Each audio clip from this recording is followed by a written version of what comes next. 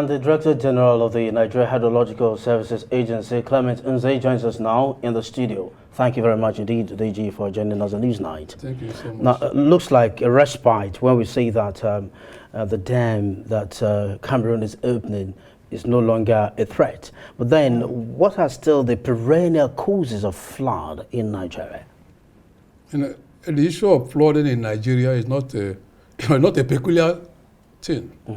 Globally, on account of global warming, climate change issues, even some cities or countries have never been experiencing flood incidents. It has been happening so. Even the one that is happening in Nigeria is like a child's play. If you have watched some incidents some weeks ago, where in a particular country, that houses, vehicles in hundreds or thousands were being swept away.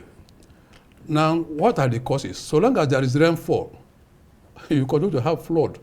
But what we talk about, it is when there is a devastation or destruction, disaster, that accompanies a flood incident, that's when we begin to talk about it. But it is a normal thing of life. One, the causes of flooding in Nigeria, the anthropogenic activity of man. We dump refuse, indiscriminately in our environment. Like there was one report of what in the state, what an number or so. A child was going to, a 4-year-old child was going to throw waste inside the gutter when it was raining like that. That was how that child was swept away. Another one also in the same location was trying to collect, I think a cloth or so, close to a drainage system. And the child was swept away. Now, our activities, we build within the floodplains. Like I mentioned in the morning hours, some people will be given allocated plots to build. And they often, the big ones often go close to the river channel, where there's a lush environment, grainy area. They eventually appropriate the entire place and fence it off. These are some of the things. Block drainages, some more houses are built like Treadmore Estate. Maybe 3,000 plots, for instance. You build up the whole place.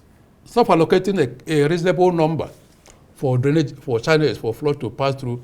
This place has been existing as a virgin land for several centuries. Now you are interfering with it without any provision for nature. Well, I mean, you cannot absolve the state authorities of any complicity, really, can you? But let's go back to the issue of Cameroon and the release of the Lagdo dam. It is, I mean, a delight to hear that the release of that dam has not really done much damage to Nigeria. But it seems that in spite of a memorandum of understanding between Nigeria and Cameroon, that Cameroon should inform Nigeria anytime it plans to release the Lagdo dam. That didn't happen. The country, Cameroon, had already released the waters before even informing Nigerian authorities. What was the use of the MOU, and how exactly did that happen without Nigerian authorities knowing about it in the first place? Okay, let me correct one impression from the beginning, that that there's no threat. Like now we are about getting into the peak of flooding in Nigeria or rainfall. Now, but with regard to the water release from the dam in Cameroon, it has completely attenuated. It has flattened it down. So for that particular incident of release of water, the one that happened on 14th of August, there's no impact. Even I was speaking with somebody who was on the studio, talking with me. I was in Nigeria, Abuja, speaking from Adamawa State, from where we got the report in the first instance. There is no challenge in terms of the environment. Now, considering the MOU, after the 2012 flood incident that wreaked havoc in Nigeria, the two countries began to speak or talk bilaterally, and it culminated in signing an MOU on the 3rd of May 2016. The president of Cameroon was here. And then it is an MOU. There is no section of that particular MOU signed that demands from Cameroon to notify Nigeria ahead of time before they do release of water. They did it in 2012, ever before the MOU anyway. After signing it, they did it in 2019, on the 10th of October till 31st of October 2019. And they did it again last year, and this one again. So most of the information we are having has been primarily or basically out of interpersonal, professional relationship or collaboration. Like I had to call the person at the dam on the 23rd 2nd, I think Tuesday this month. When we got the information from Adamawa State government that the dam has been opened, he had to confirm to me. It was until the following day, 23rd, being Wednesday, that we were able to speak. And he gave us the information. I said, reduce it to in writing via WhatsApp message, which he did, and gave me all the parameters of what happened.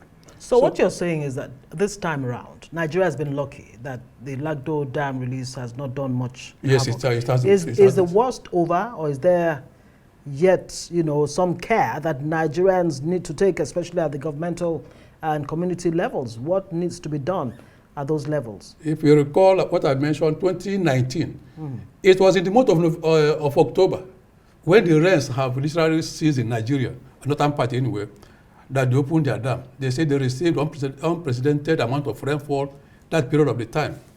They had to open their dam. So it is not yet Uhuru, as far as we are concerned here, that nobody should go to bed, go to sleep, and say, there's no more threat. So the state should continue action, sensitizing the citizens, those within the banks of the rivers, on the need to be vigilant, and also prepare where you can relocate some people in the event that the flood actually picks up again, say maybe September. Now, so that preparation should be in view. Because when you mentioned September, it's like you read my mind, because the Benue State flooding of 2017 happened in September 2017. Correct. 100,000 people were displaced. More than 2,000 homes were wrecked. I was there. So what should we be bothered about this year? September is just a few days away. Yes, around the corner. Like 2012, precisely on the 29th of September, that's where we had the highest magnitude of flood in Nigeria, I think in recent time. So we should prepare, all hands should be on deck. State government should team up with what the federal is doing in terms of sensitizing the people, preparing relief materials like NEMA is already doing. Tomorrow, we are meeting tomorrow, NEMA, convene a stakeholders forum to further discuss the implications of what has been happening so far. So nobody should go home and rest. States should step up action, calling on their citizens to be vigilant in the event that is unexpected happens, so that the people, nobody is caught unawares. Right. Two key points before we let you go. The Niger Society of Engineers actually advised the federal government recently to build dams immediately along the rivers Niger and Benue. Do you think that will, in a sustainable manner, push back on the flood release from Cameroon? And the last time you were here on this show, you actually pointed out that Nigeria was not taking good advantage of, these waters. What has changed since then? Well, my president, the Nigerian Society of Engineers, Engineer Woodil, what he said is exact what should be. Nigeria is quite underdammed, barely 408 dams in Nigeria, and about 52 or thereabout are what we call large dams. Countries like even Canada has about 933 large dams, where one is about 52 large dams. So we should dam the tributaries of rivers Niger and Benue to reduce inflow into the main channel. So if we can, River Benue, I think one dam I can remember, River Benue, it's tributary. Kashimbila Dam on Kasinala River. So that goes a long way to reduce the inflow into the main trunk. So states can build small dams on the tributaries of rivers Niger and Benue to reduce whatever is coming from the main channels. Unfortunately, or is it fortunately I will say, we lose a lot of water annually from all the countries that are 9 countries, including Nigeria. Everything comes down to Nigeria.